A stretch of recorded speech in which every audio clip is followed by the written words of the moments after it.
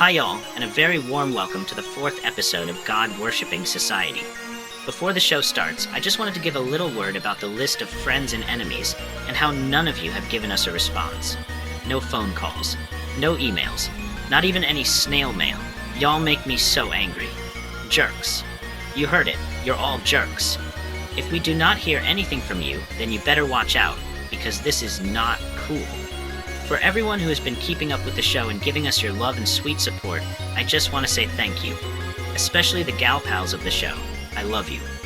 Anyways, now on to the show. Today you're going to hear some very interesting conversations about neurodivergence, birthdays, I love birthdays, millennial women, racial hatred, and even little old me. I love you.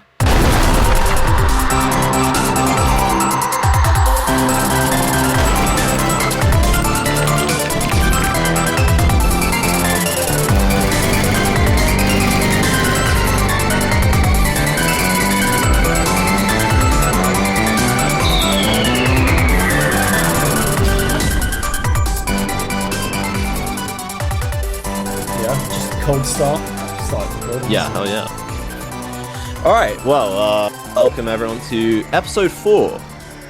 Episode 4 of God Worshipping Society. And it's my birthday today. I'm 26. Congratulations. Thank you. I'm sure the audience are all saying that out loud as they're listening to this. As they well. should. Yeah, to their good online friends. To their good online friend, Athelfellow. Yeah. Yeah. How are you doing today, Felix? I'm good. I'm tired. A lot of work this week, but the grind never stops. I can relate to that, as someone who works tremendously hard. Tremendously hard. Yeah. I actually spent pretty much probably about half of my day so far watching the Chris Chan documentary on YouTube. How long is it? It's got like over 100 episodes, and each of them is 40 minutes long. I know about this one, yeah. So you made it halfway through. No. I'm on like episode 11 now. Okay. I start watching it, and I'm like, this is so funny, and then by the end of each episode, I'm just like grossed out and depressed, and I'm just drained. Yeah, it's like really fucking draining. It's meant to make you feel like Chris Chan, The end of episodes, you just get depressed. I don't know if anyone can get into Chris Chan's headspace, to be honest. Yeah, I think he needs to be pretty. What else have I been doing? I set up an Instagram. I haven't had Instagram for a few years. I thought I'll get Instagram back. I did wonder why you sent me a reel earlier. Yeah. I mean, I got to be in touch with the culture. Now that I'm a podcaster, I can't I can't be out of touch. I can't just retreat into my own fantasy world like Chris Chan, I guess. Yeah. Now you'll be in touch like Keir Starmer hitting the 6-7. Yeah, and in fact, that is our first. That's our the first headline. story, is it? Let me scroll back and find it. Well, actually, there's two Keir Starmer 6-7 headlines. Yeah. The first one was that he hit the 6-7 dance. Yeah. Whilst visiting a school, and then the second headline is Keir Starmer apologizes for leading pupils in 6-7 dance. He got told off by the head teacher because he did the dance, and he obviously thought like, people are going to love this. And then the head teacher had a word with him and was like, we've banned this at the school. It's like really irresponsible for you to be leading this dance. And he said like, I'm sorry. And then he said like, I think I got in trouble with the headmistress. I don't know what the dance is. I don't know. It hasn't even been added to Fortnite. And as a Zoomer, that's kind of when I hear about dance, that's like what I assume is that it comes from Fortnite. But I don't believe this does come from Fortnite. Yeah, the pulse of society is Fortnite, basically. So if it's not in Fortnite, it doesn't exist. Yeah, but these Gen Alpha kids, I don't know what they're playing. Yeah, neither do I. Probably, I thought they were just playing Fortnite and Roblox, basically.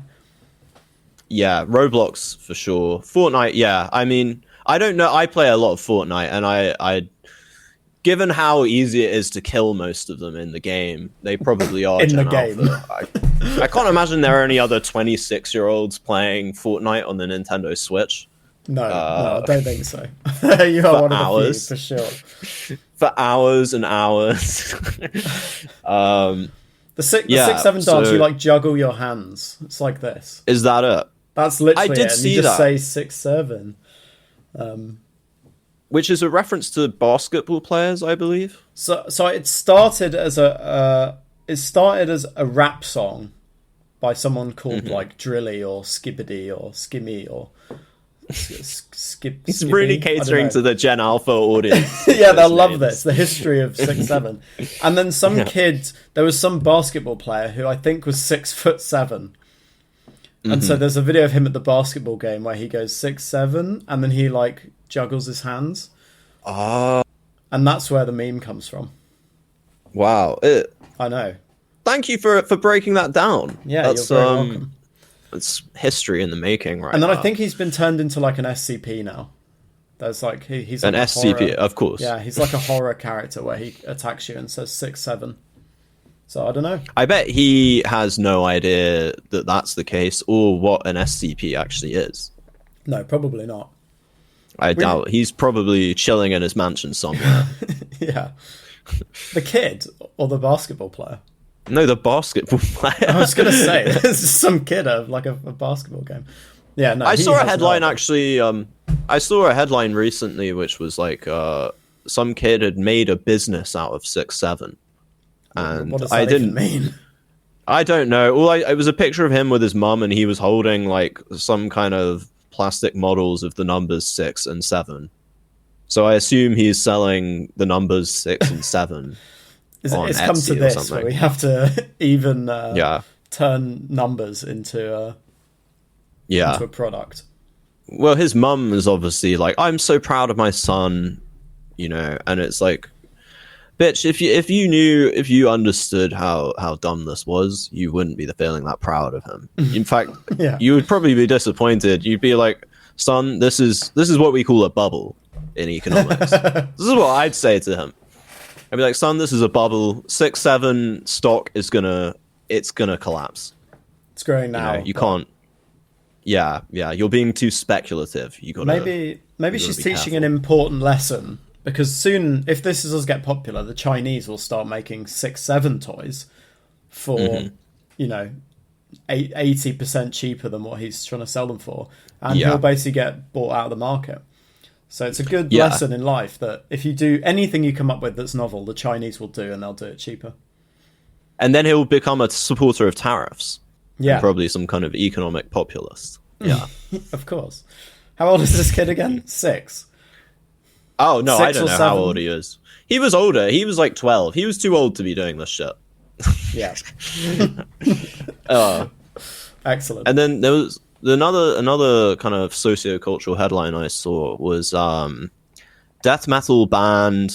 Wait, let me find the headline. It just made me laugh. Death metal band Vitriol split mid-tour and leave frontman stranded at petrol station for, quote, cowardly and weak outbursts of misplaced anger. What the fuck does that even mean? It's hardcore, man. And then the picture of them, it's like one of them's holding an axe and he's got his hood up. Yeah, but violent outbursts. No, that's a big no-no in the metal scene. I just like how they left him stranded for cowardice. It's so hardcore, man. The thing is, it's metal. You've got to be a bit angry, surely, to make this kind of music. Well, yeah, you wouldn't want to do it otherwise, would you? No. I mean, it's not like you're going to get laid from doing it these days, you know? It's not like the 80s anymore. There aren't many women into this stuff anymore. Other than, like, Sleep Token, it's not really very sexy music, is it? Other than what? Sleep Token? What's that? Not heard of this band? They do, like... No. Well, how would you describe it? It's like metalcore kind of thing. It's a bit like Bring Me the Horizon-ish, but a bit heavier. Mm-hmm. And they're older, but it's still very, like, sexy vocals. It's kind of the whole thing. Is it like the Deftones vocalist? Because his style of singing was very sexy. Very moany and breathy. Yeah. I was always disappointed, like... Well, no. The first time I saw a picture of Deftones, I was very disappointed. So I was like, oh...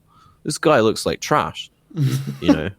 So the way he sings, to look like. Do you think? Yeah. It's something a bit dirty about them. The music is kind of grimy. It's that 90s, like kind of grungy, like like Fight Club, where they're hanging out in like abandoned houses and wrestling each other and stuff. And they obviously smell. In fact, I'm pretty sure they're in the Fight Club soundtrack, but I might be wrong about that. Yeah, potentially. There's only one Deftones song I know, and it's the one that's got Tool's lead singer on it. So that's the only one I know. It's the only one I've really listened to. Mostly just because I saw it was Tool's singer and was like, "Oh, I'll give that a listen." Yeah, good. Have you seen Fight Club? No, I've not. Oh, right. Well, it's definitely, I remember now, it is a Deftones song at the ending, but I won't spoil it for you. This is a Gen X nostalgia podcast. I only know Where Is My Mind from the Fight Club by the Pixies. Oh, no, I'm thinking of the Pixies. Okay, yeah. I don't think Deftones actually are in Fight Club then. Yeah. No, Where's My Mind's a very famous scene right at the end, isn't it? Yeah. It's a pretty cool scene. The thing is, it's a film that's very based on a plot twist, and so like when I watched it, I thought like, oh my god, I hate this film. This is so lame. And then when the plot twist happened, I was like, oh, okay, I get it now. I don't hate this film. A bit like the problem was the plot twist. Something. Yeah. But the plot twist isn't as confusing, I guess. Shutter Island, it's like you can't really tell, if I remember correctly, like how to interpret it. Yeah, whereas Fight Club, it's like very clear what the twist is, and then it's like, okay, but the twist happens so late in the film that I was already pissed off with it. I'd already been pissed off for like, I don't know how long, like an hour and a half or whatever. And then the twist happened, and it was like, well, too late. My mood is kind of... I'm already annoyed. You know, you've kind of turned me off already. And then there's the next bit of music news was that Sir Elton John is blind. Oh, no. So is he properly blind? Yeah, pretty much. One of his eyes he can't see, and then the other one is basically blind. Oh, dear.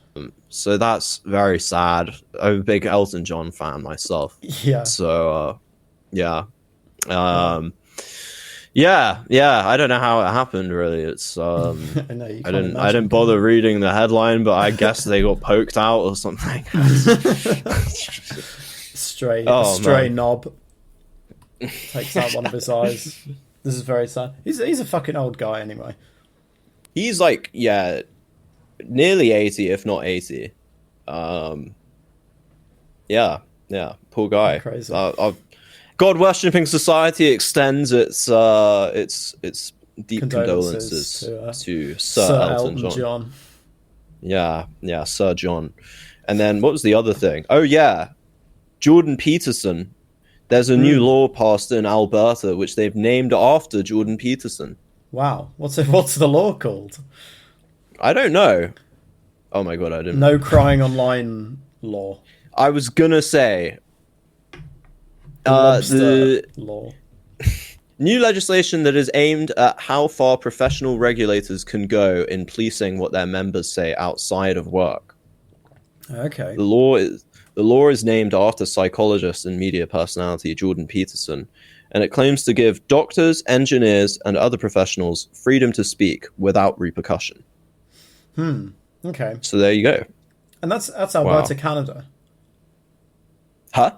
Is that Alberta, that's Canada? Yeah. Yeah, I think. Yeah. Alberta's in Canada. Yeah. Yeah. What do you think about that? Well, it's interesting because I always thought Canada was like, very kind of progressive, very kind of left leaning. Maybe they're going down like a dark woke direction. Yeah, but, I mean, it's hard, isn't it? Because I mean, like a business should be able to decide who they employ. Yeah, it's like private property versus personal freedoms. Yeah, I mean, in terms of the jurisprudence of it itself, I didn't really think of an opinion. All I thought when I saw the headline was, wow, these lawmakers they're always so behind, because they should know that by now even the right wing has like basically abandoned Jordan Peterson because he's just so embarrassing. Everyone is turned on the guy because he can't stop crying all the time, and he's always just saying the weirdest shit. He just sounds completely insane. And when you're a psychologist, that's not how you should be presenting yourself. You shouldn't be wearing multicolored suits and crying every time you make a public appearance and becoming addicted and talking about being your medication. It's not a and good having look a for daughter.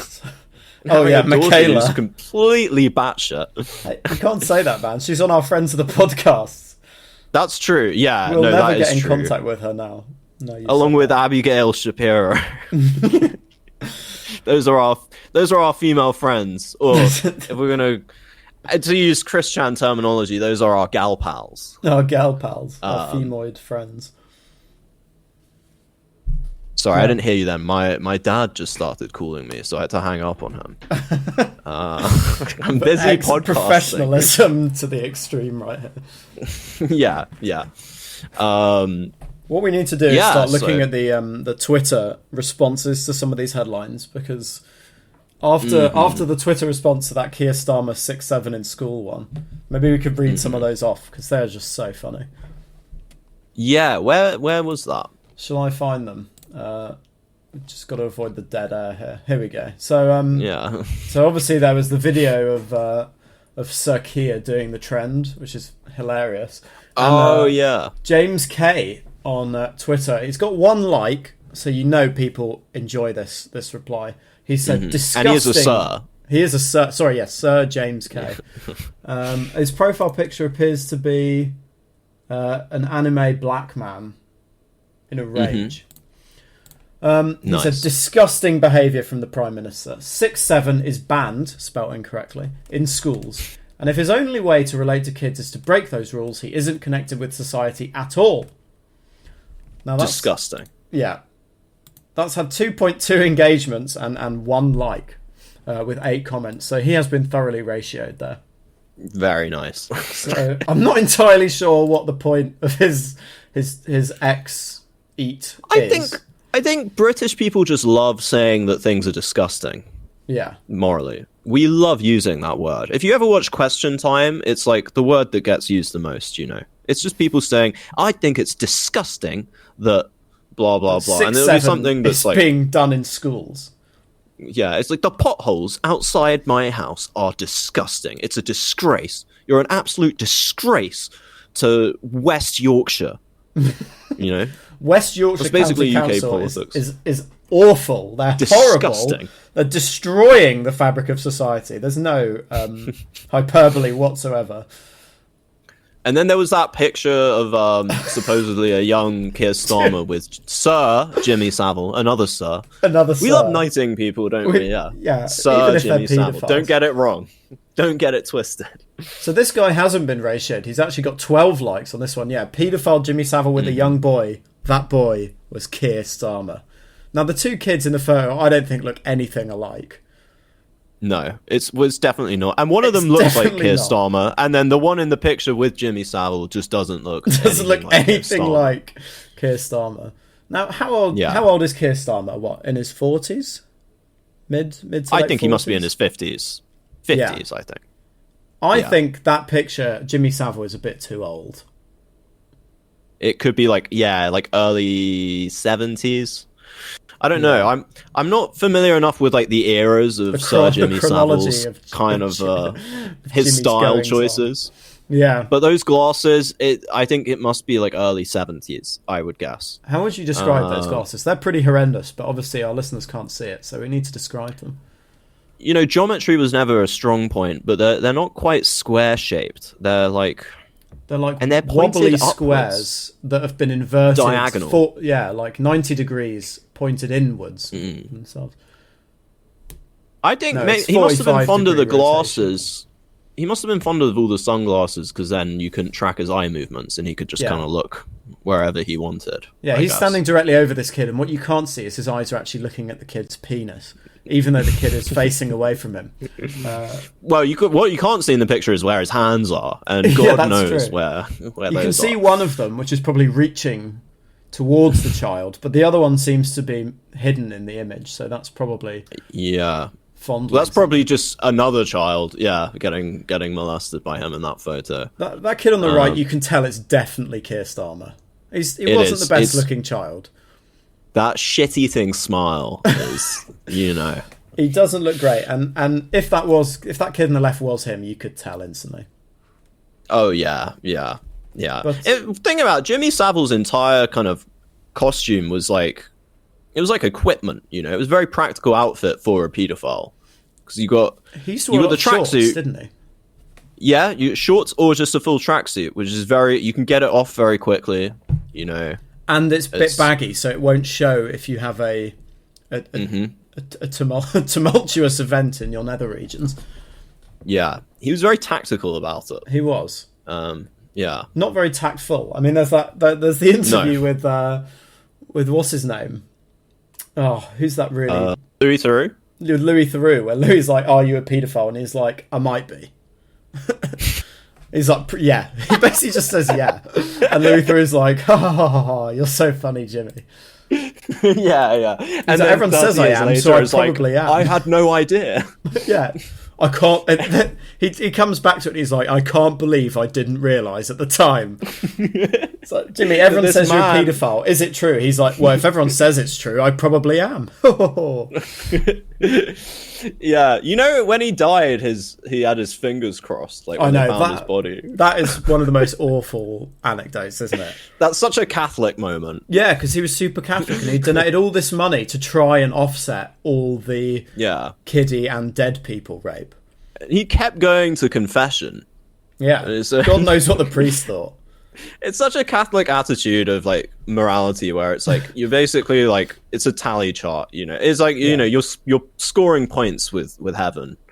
Like, Jimmy, you've really got to stop with the kiddie fiddling. The calculation's getting completely out of hand now.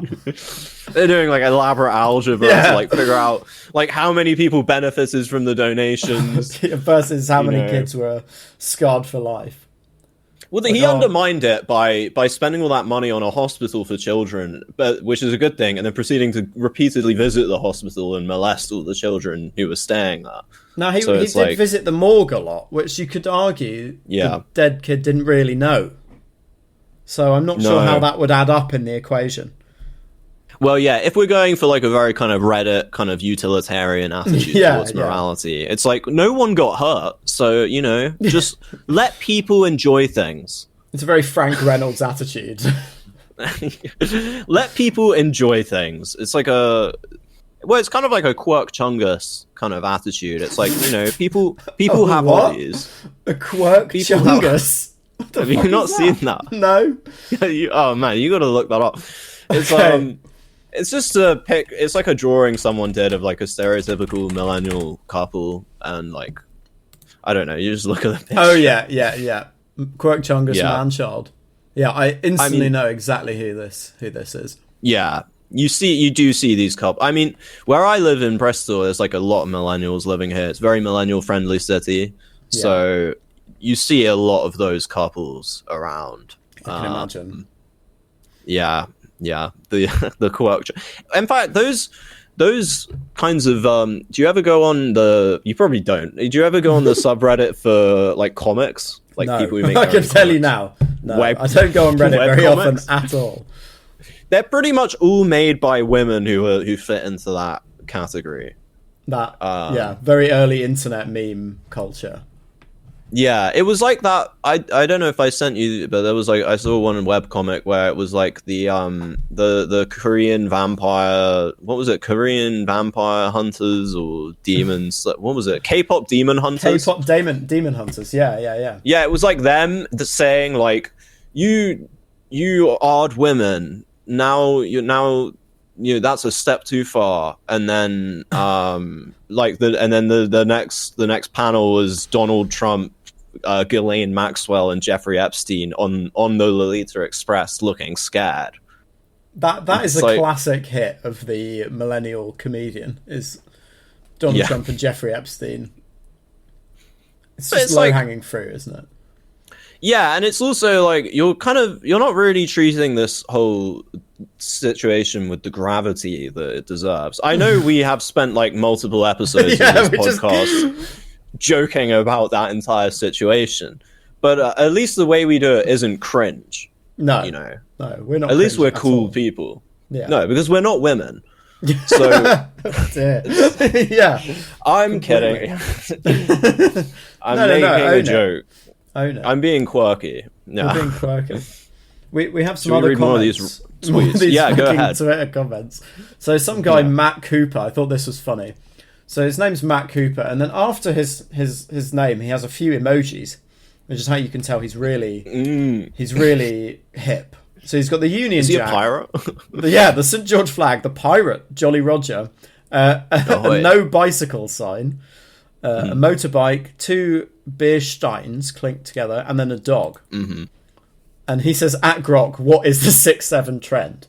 So he really has no idea what's happening in this thread. Mm-hmm. Those emojis next to his name are a really good example of people who it's like people who are on the more towards the political right adopting the same kind of approach as people on the left in the 2010s. Because like the flags, like the people on the other side, they'd have like 5 different flags, but it'd all be like different kind of sexuality flags. Yeah. Whereas with this, it's like nation states and pirates for some reason. Jolly Rogers for some reason, and like yeah, road traffic control signs telling you that you can't have a bike on this road. Yeah, I like how he hates road bikes but loves motorbikes. I feel like that tells you everything you need to know about this guy. Hating bicycles is becoming the funniest dog whistle of like slightly perturbed right-wing Englishman. Yeah, you hear someone it comes from about Jeremy bikes on the Clarkson, street. doesn't it? Yeah, absolutely. That is the post-Jeremy, the response to that. So he's at least what we can say for Matt Cooper is he's trying to educate himself. He's asking Elon's girlfriend what the 6-7 trend is, but Chef underneath, who also has the Union Jack and an owl because he's so wise, has a completely reasonable response here. He says, "This makes me puke. Get this vile man out of our government. He's disgusting." Again, with the disgusting. It's disgusting. You've got to really moralise these situations. Yeah, that makes you puke. Sounds like someone's a bit triggered. So he's got IBS. So he's frequently, and he's probably got some kind of bowel disorder, as everyone has maybe to something nowadays. in the brain as well. Some kind of brain disorder this guy's got. Yeah. So this is emblematic of like the right wing identity politics switch, because obviously he's puking, so he has to have some kind of problem with himself.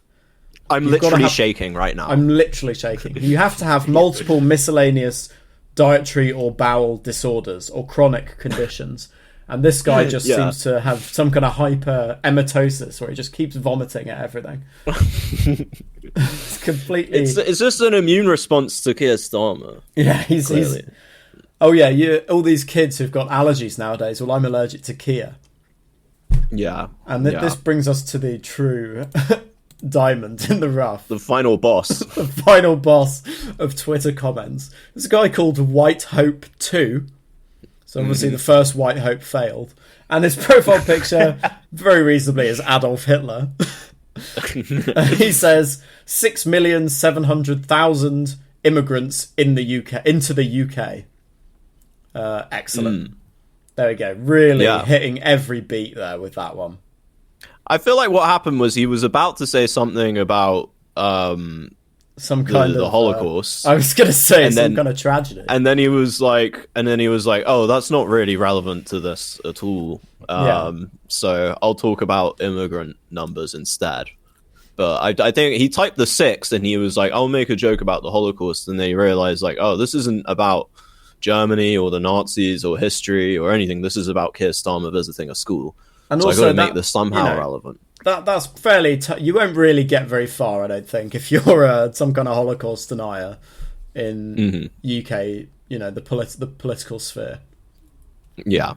So saying that maybe wouldn't have raised flags to his banner. But Oh, and then he posted that other thing, didn't he? Yeah. So we did a bit of digging because I saw the Hitler profile page and thought we have to see. So apparently his original account got deleted, and so White Hope 2 is his Finster, his backup account. And he's pinned his hate report for September. Do you want to go over the hate report? Sure, yeah. So his hate report for September, which is a really funny thing to happen. just in of itself. Yeah, I'm going to produce some great sound bites in this segment that people can take out of context. Reading this guy's tweets. He said, I hate Jews 5 times more than Muslims. I hate Muslims 10 times more than blacks. I hate blacks 2 times more than Indians. I hate Indians 1.5 times more than Hispanics. And I hate Hispanics 20 times more than I hate Asians. To point out that he spells then incorrectly every single time. I didn't even notice rather than writing than as a comparative, he's writing then. I'm surprised. I would have thought this guy would have a strong appreciation for the English language. And it's interesting he published that at the end of August. So this is like his budget report upcoming, like a forecast for his hate. Yeah. Because people need to know. Yeah, we'll have to look into it and see if that's changed over the time. But we did calculate that if Asians are one times level of hate, he hates Jews 3,000 times. So that's real hatred there. Yeah. I mean, he didn't need to kind of do the maths for me to know that he hates Jews. I mean, I could tell based on the Hitler profile picture. Yeah. But it adds credence to the fact that he was probably going to make a Holocaust joke and then thought better of it. Yeah, that's just... Having a hate report is so funny. Because, like, what happens in his month to change it? Like, is it bad interactions he has in real life, or is it just based on, like, whatever Twitter has served him up? I think it's the latter, because I don't think anyone like this goes outside, right? Do you think he goes around with, like, a notepad and, like, a calculator? He goes to, goes to some local shop and has a bad interaction with a minority and thinks, fuck. Yeah, it's like, you just added 10 more units of hatred to your peoples. Yeah. But what we can say for sure is that he hates Jews the most. Yeah. What we can definitely say is this guy has problems. Yeah. This guy's some serious issues. Yeah. So I guess that's politics and culture of pretty much of the week. It's not been a great week for politics and culture, really, I don't think. No, it's drying up a bit. But fortunately, there are some incredible developments going on in the sciences. As there should be.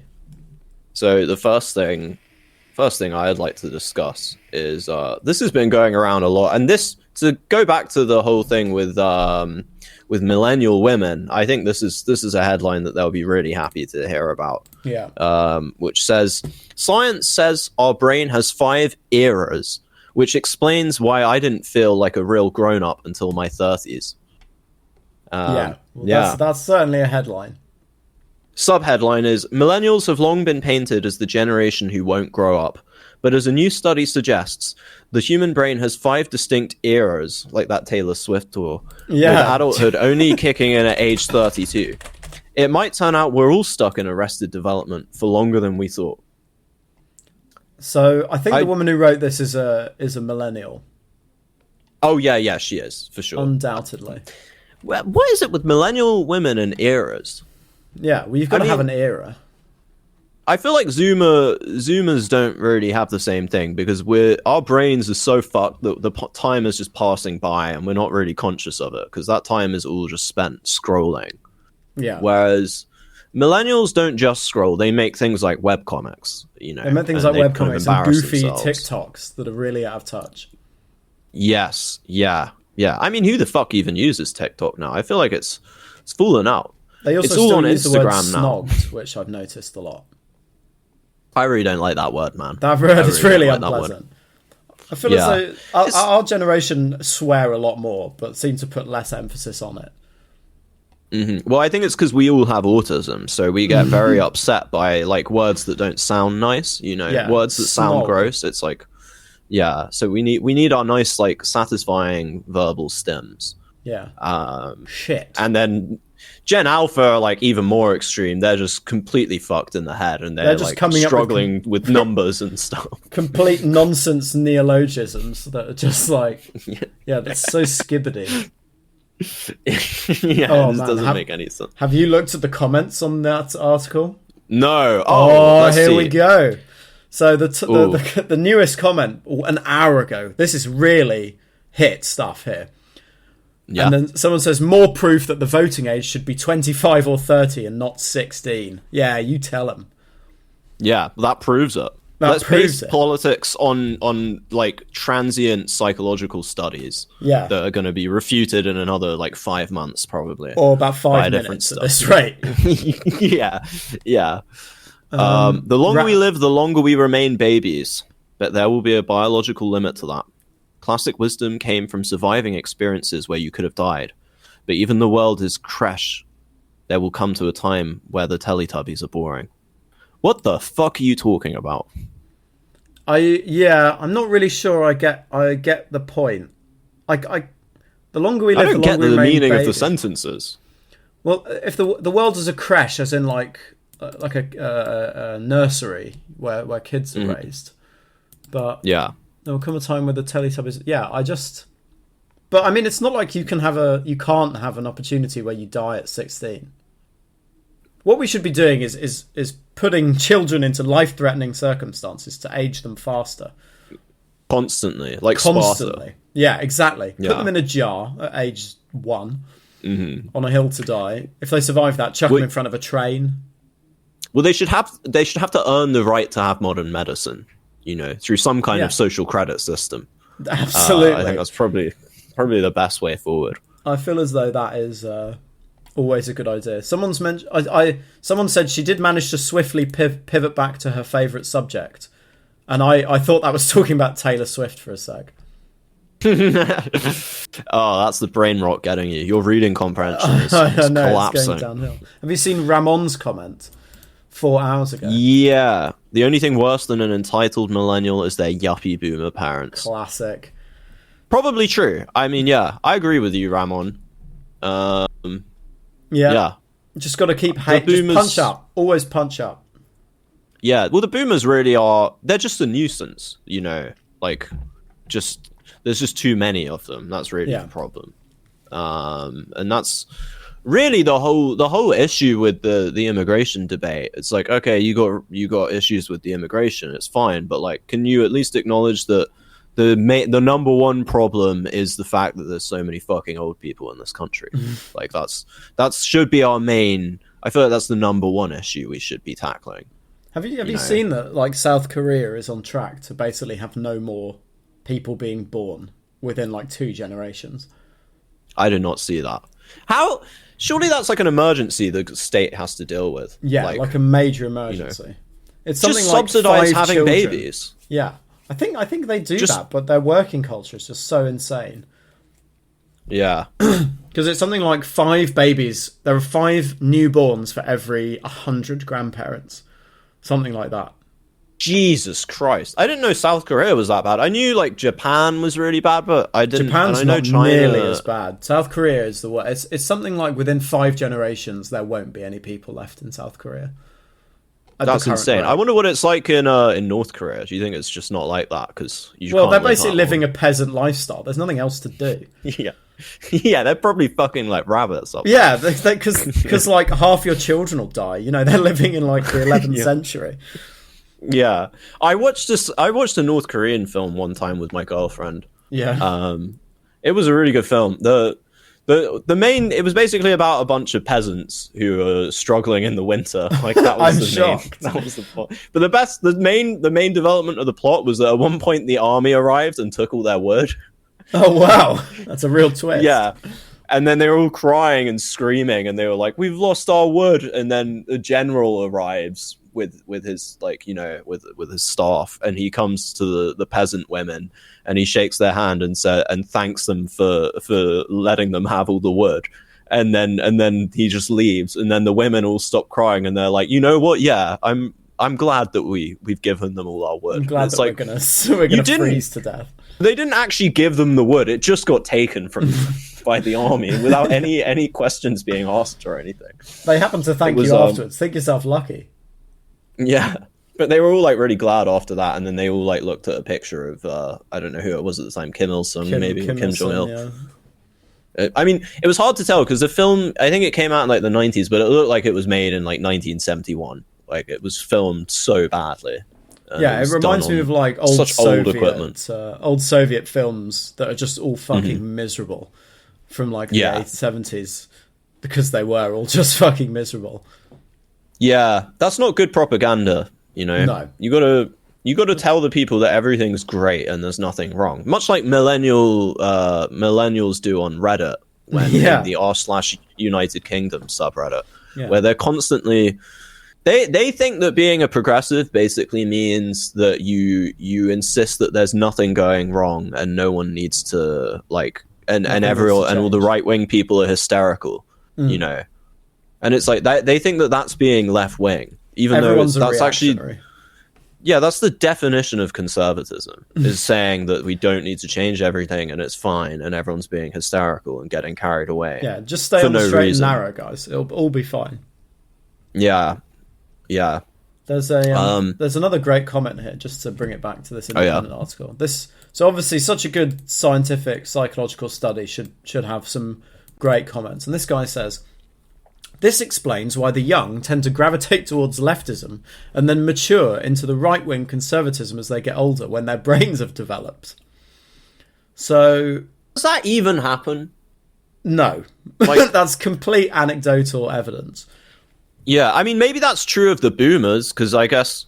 Because back then being left-wing basically meant getting pussy, if you were a boomer. It meant doing a shit ton of drugs and getting pussy. You know? So, like, they were all like, yeah, I'm a Maoist. You know, like bought their little red books so they could get some Maoist pussy. The performative male of the 1970s.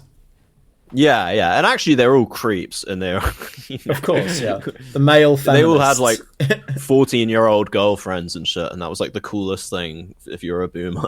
And they called it free love or whatever, but actually it was just like molesting schoolgirls. But I don't know if that's actually true anymore. Like, I don't know if I've already seen that. In fact, it's probably in our generation it's the other way around, because I feel like the guys in our generation were mostly like Nazis 10 years ago, and now we've all become... I was definitely far more right-wing. Yeah, about 10 years ago, actually. I was, almost, well, when Trump was both 26 now. So, yeah, exactly. I was just thinking about that the other day. I was talking to someone at work, and I thought, hang on, it was 10 years ago. And everyone at my school was so up for Hillary, and I was saying she's going to lose. And then when he won that morning, I went in with such a shit-eating grin on my face. I remember, I remember when the results came in and he absolutely fucking crushed. And it was like, and everyone was having a meltdown and people were like, I can't believe this. That was peak like anti-SJW, when it was so ridiculous and everyone was just having a laugh about it. And then people started calling themselves men's rights activists. And it all got really lame. Yeah. Well, actually, the thing that put me off that shit was when I was 16. My friend and I went to. This is really embarrassing. We went to a talk being given by Milo Yiannopoulos. Oh, in Jesus! London. And I remember me and my friend were queuing up, and like, you know, we were pretty normal looking 16-year-olds, you know, and then this guy who was like next to us in the queue, who was like, you know, exactly what you would imagine that kind of person to look like, said to us like, oh, so where'd you guys hear about Milo Yiannopoulos? And we were just like, you know, just like on the internet or whatever. What about you? And he was like, I think it was on /B. Oh, Jesus Christ. And then I remember that night, my friend and I think that was what put us off. We were like, oh, these are the kinds of people who are into it. Like, it's guys who don't get laid. 4chan's one of those websites where as long as you know, you can always press the close button. Mm-hmm. You know, it's I guess it was like you couldn't see what any of the people looked like. So, you know, if you're like a 15-year-old and you're impressionable, it's like, oh, these guys sound cool. You know, this is like our version of like Marilyn Manson. You know, basically. Exactly. Look they're such rebels. They're so edgy. They're so cool. Look at all this completely legitimate evidence they're posting. And they're hardcore because they don't give a shit. Yeah, and then you meet them in person. You meet them in person and they look disgusting and, you know, out of shape.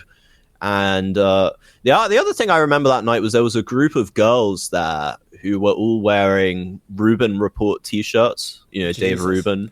really aging this. Yeah, it's so weird, isn't it? It's so strange. Yeah, there is actually. I did get a photo with Milo Yiannopoulos after the show, so there is a photo of me somewhere. That's not a photo you want. After all that stuff came out about him really agreeing with boy love. It's some blackmail shit for sure. Yeah. If he was remotely still relevant, you could have used that.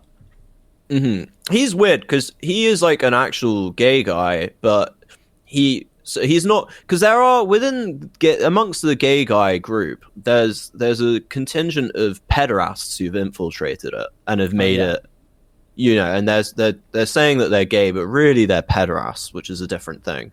Yeah. There are a number of celebrities who I'm confident are examples of that, who I won't name for legal reasons.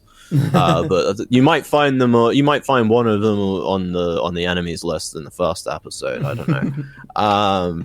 But he's not like that. He's very much a gay guy who likes men, but he still felt like he needed to justify him being molested. Yeah, that was the whole thing, wasn't it? Because he got molested as a kid and said it was great for him. Yeah, by a priest. Yeah, it's never what you want.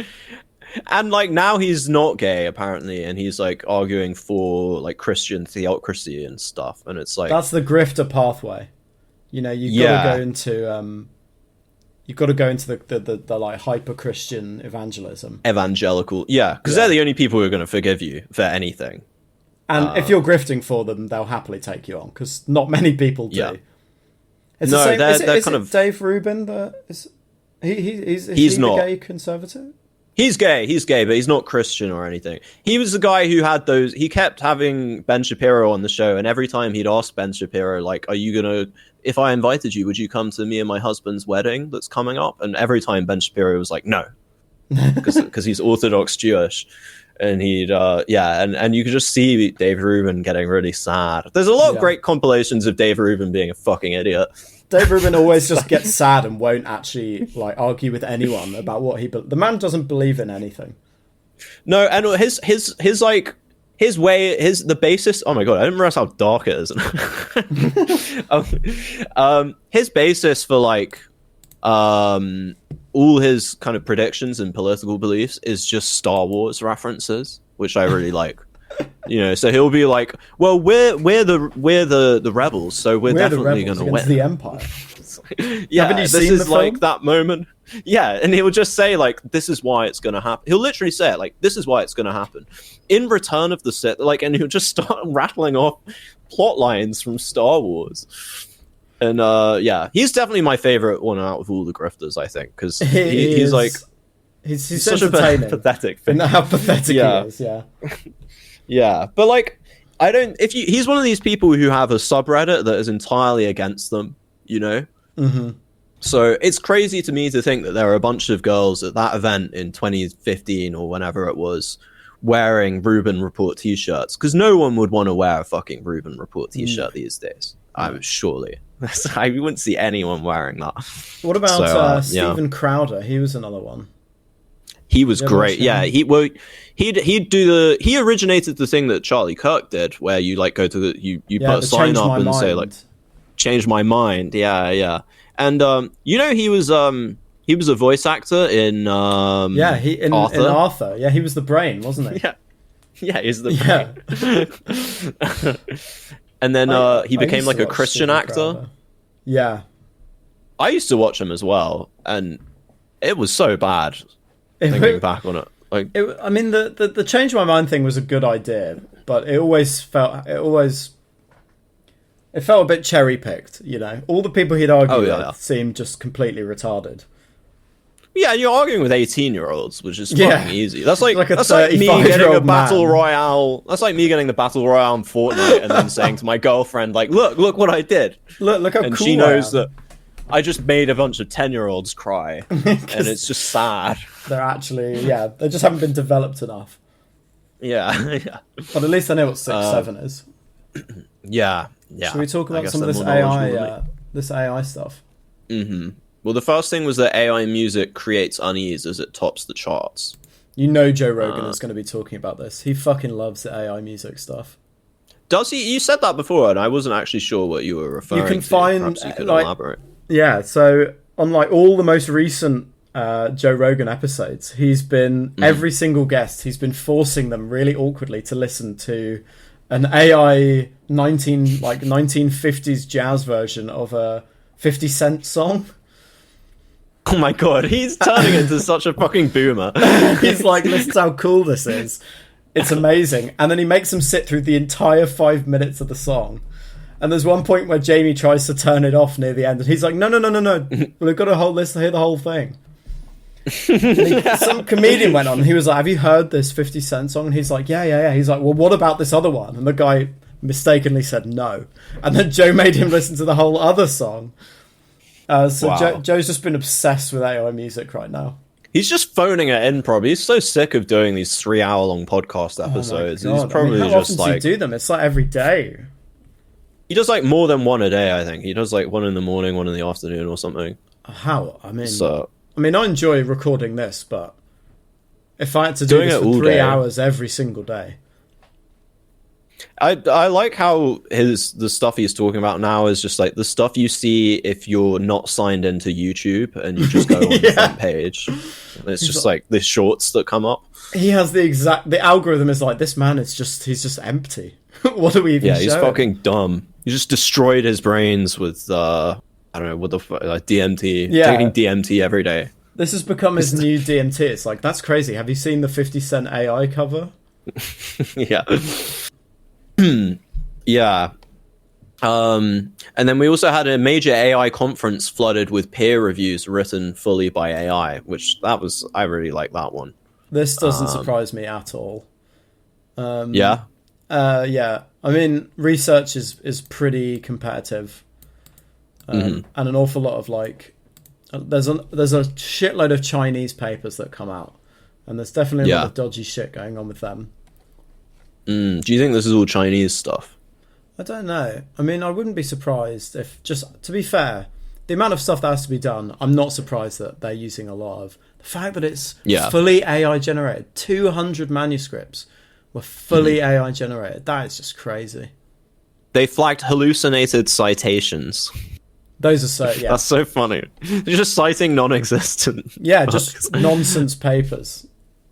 Well, I mean, what it'll do now is it will find papers that do exist, but they're completely irrelevant. It's slowly getting better, but...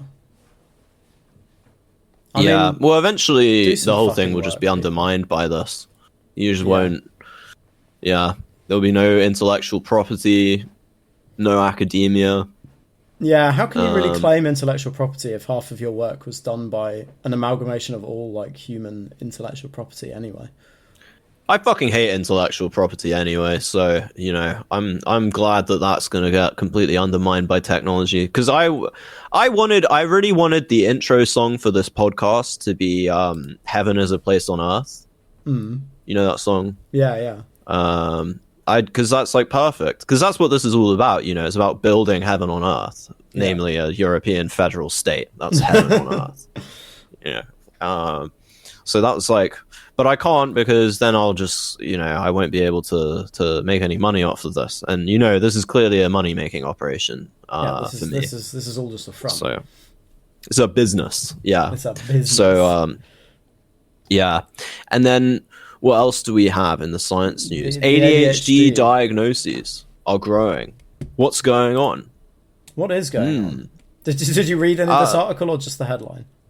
I don't read articles. I just skimmed through the headlines and form an opinion. I mean, I immediately just thought this is just you know, brain rot. Well, I just thought like this ADHD is just brain rot, you know.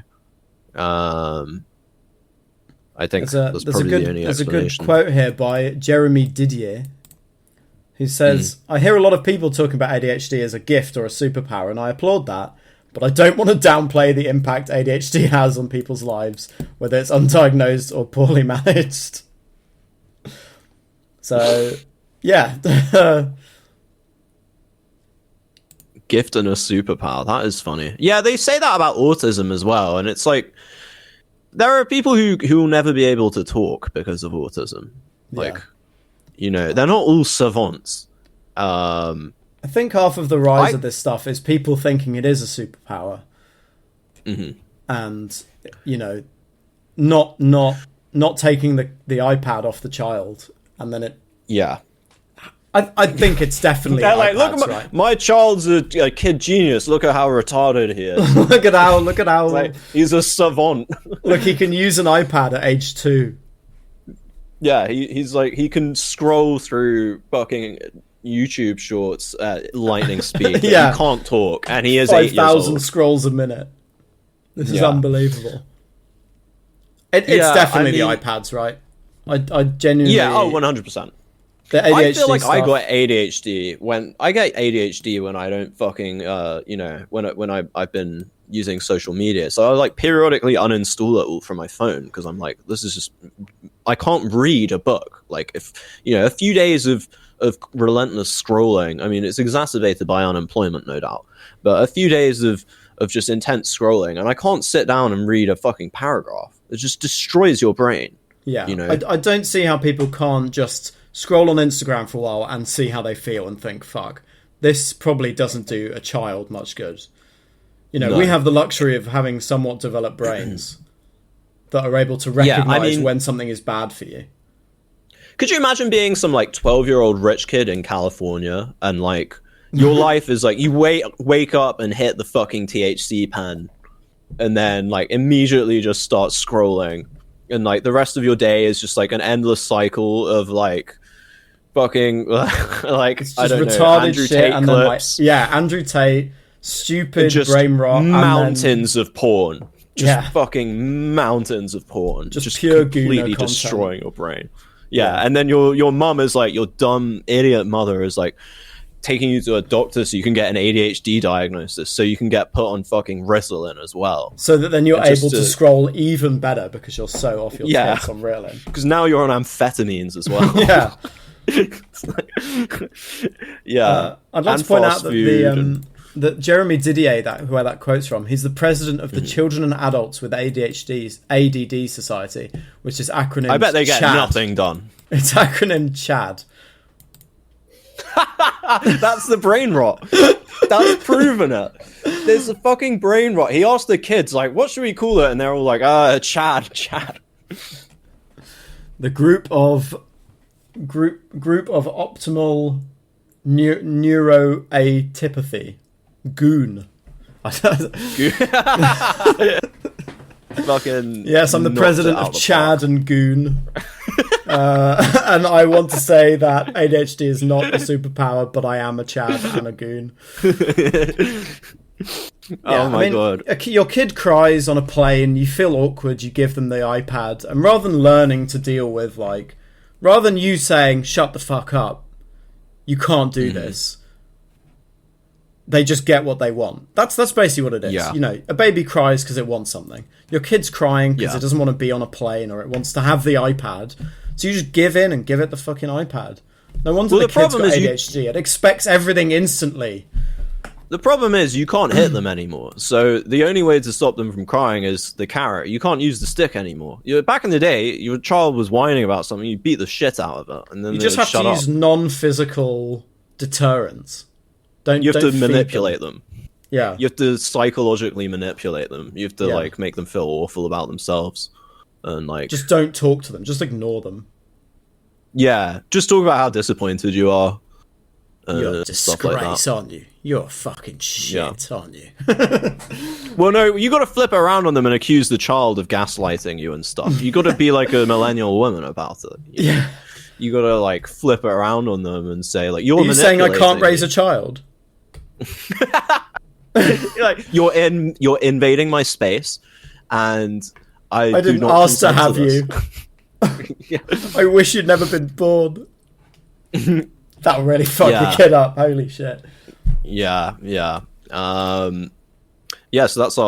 that's that headline, I guess. So that's that. Do we have any aphorisms to finish us off? We've been... No, we don't. No. There was an Instagram post I saw that was relevant to this ADHD thing, though. Okay, was, tell us about that. Well, the text says, in 4th grade, I was diagnosed with severe ADHD. I've spent the last 17 years not feeling the full range of emotions, thinking it was normal. I always felt that I was missing something. Last month, I decided to quit my job and go on a road trip to see the country I've been living out of my Prius.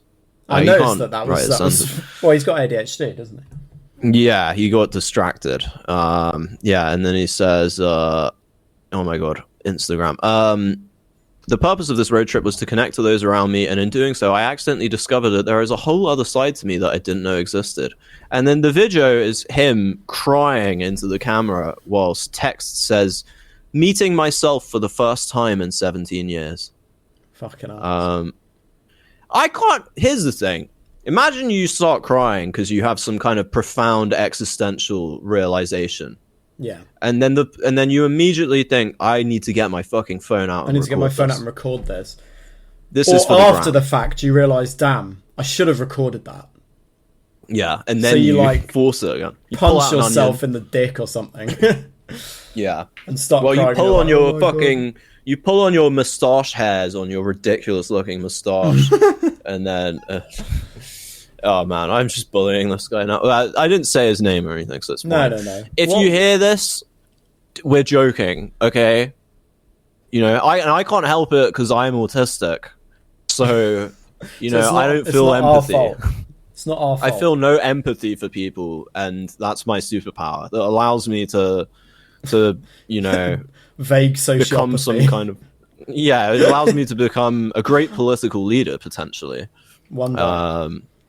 Yeah, one day. Yeah, how long have we been going for, then? We've been going for an hour. I think a general thing is, don't record yourself crying. Yeah. Look what happened to JVP. Yeah. You know, and that's hard, man. That's hard. What was that award that he got? Didn't some people give him like an award that was like the leader of the intellectual right or some stupid shit like that? Let me see if I can find what they called it. He's helping young men out to become more manly by breaking into tears at every fucking possible moment.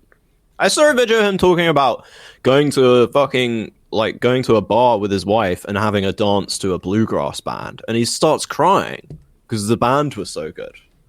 He's like talking about like, you know, there's this incredible thing that happens when a musician makes art, and he's creating order in a world of chaos, and that's hard, man. That's really hard. I didn't know we'd got John to come and talk on the podcast. Wow, yeah. Wow, it's amazing. I want to get my Christian impression fucking perfected. You've got to get that down.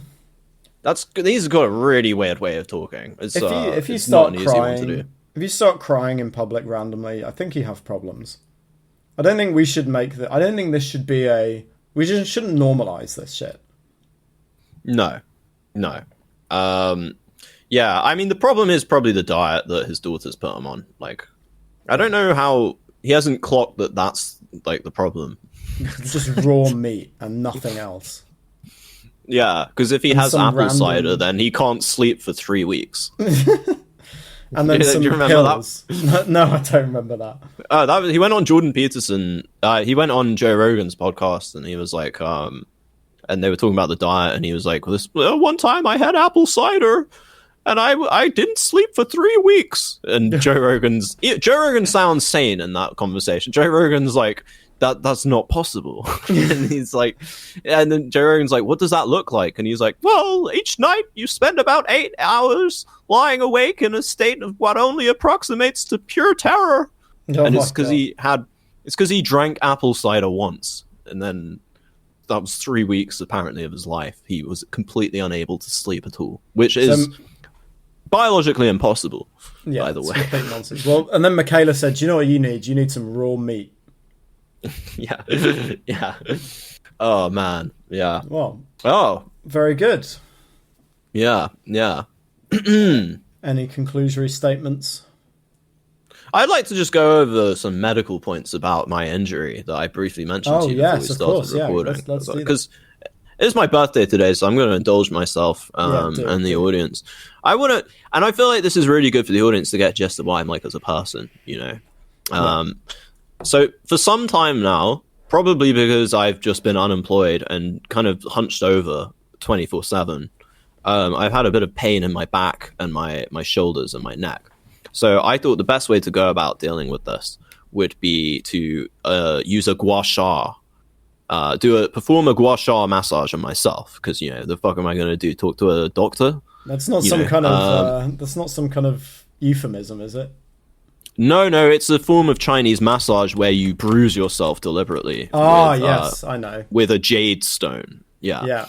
Or whatever the stone is. I assume it's jade. I don't know. Yeah, it's jade. It's very beautiful. Sure. So I did that, and then the pain got considerably worse. So then I thought, I need a different kind of massage. I'm going to perform trigger point therapy on myself. Yeah, okay. Which basically meant jabbing a pen into my neck for about 3 hours. And then the pain got worse after that. So then I thought, okay, well, the problem is that I'm not moving enough. So maybe if I start, I'll just do some push-ups. So that day I did a bunch of push-ups. And then I got a migraine, and I went to sleep with the migraine. And then that was last night. I woke up this morning, 26th birthday. I woke up about 7:05. I jolted up, and then I yawned. And the moment I yawned, I pulled the muscle in my neck. Jesus. And I'm not kidding, I am in a lot of fucking pain. And it's all been self-inflicted. Could you not have got your girlfriend to give you a massage rather than abusing yourself? No, because you see, she has a job. Yeah. So she's not there. I'm at home, like, just jabbing pens and chopsticks into the back of my neck. And yeah, so when you thought on a whim, maybe I'm going to bruise myself to try and cure my neck pain deliberately. Yeah, and it didn't actually hurt. It was slightly stiff, basically, and it's just been stiff for a long time. And I thought, I'm sick of being stiff. And like, the more I did it, the more it hurt. And then I was like, damn, this really is a bad problem I've got. I need to go harder with this gua sha or this, pointed object, or these push-ups. But I guess the moral of the story for our audience is, if you've got a problem in your life, don't intervene or try and solve it like someone like Jordan Peterson might tell you to, because you'll only make it worse. There's really no... all you should do... Yeah, and treat it as a gift from God to help you see through this charade of physical reality that we inhabit. See through the matrix, as our friend Andrew Tate might put it. This world isn't real. It doesn't matter. I mean, the Buddha would say the same thing as well. This kind of a syncretic religious point. But yeah, just see through it all. It's not about this life. It's about some unknowable other life. And that's what the kind of dialectic of my self-abuse has led me to. So I'm ending on a positive note. I'm very glad to be in pain right now. And I guess I'm going to get drunk. So... Sounds like a good time. Well, happy birthday to you then. Thank you very much. So I don't know what else I could say really. To our audience, please give us a like and a subscribe, or a 5-star rating. If you don't, your mother will die in her sleep tonight, once again. I've also got an Instagram now, so follow me on Instagram at @AthelFeather. It is public. And you'll hear lots of updates about me and my son, who I haven't visited in 8 years. So, yeah, thank you very much, guys. See you all later. Amen. Amen.